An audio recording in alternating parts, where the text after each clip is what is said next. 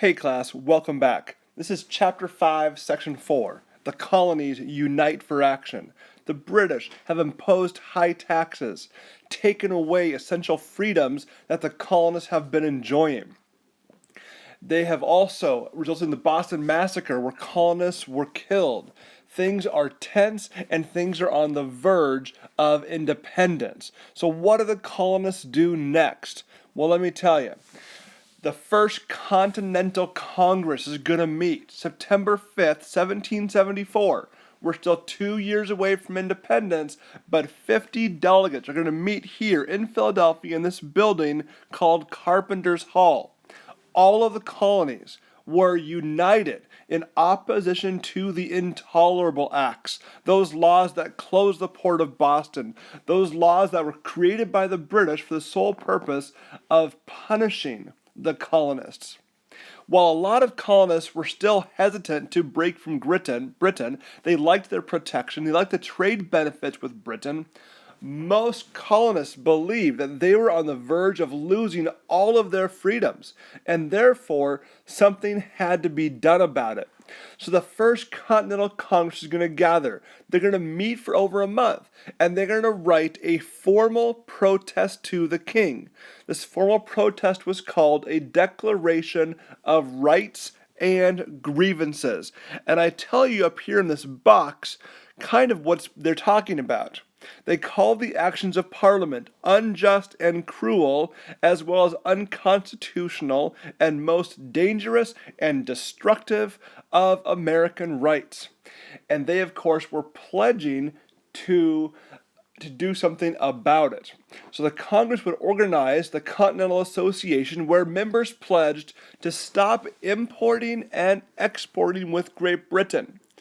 They would shut off all trade with Britain. This would hurt the British economy. So the First Continental Congress sends a letter to the king, list of rights and grievances, and then secondly, they stop trading with Britain, hoping to hurt their economy. So they're coming together. But one thing to keep in mind, during this entire process, none of the colonists are talking about independence. None of them are talking about breaking from Britain. They're just saying, look, king, enough is enough. Changes have to be made. So how does Great Britain respond? They respond by sending more troops to the colonies. Instead of finding a compromise with the colonies, instead of having a listening ear, they actually respond with more severe treatment of the colonists, and that is going to outrage them. So, this is 74. There's another significant event, and this is when Thomas Gage. Thomas Gage is a British general, and he is located and stationed up in Boston. Well, he hears that there is a stockpile of weapons in two neighboring communities outside of Boston. That's because the colonists were beginning to collect ammunition just in case they would possibly need it. Well, those two towns were Lexington and Concord. So Thomas Gage learned about this stockpile, and they began to put together a mission, a trip to go and abscond those goods, take those goods from Lexington and Concord. And they thought as well, while we're at it, we've got to arrest two key colonial leaders, John Hancock and Samuel Adams. These two guys were rebel rousers in their mind, and they wanted to arrest them to minimize their impact.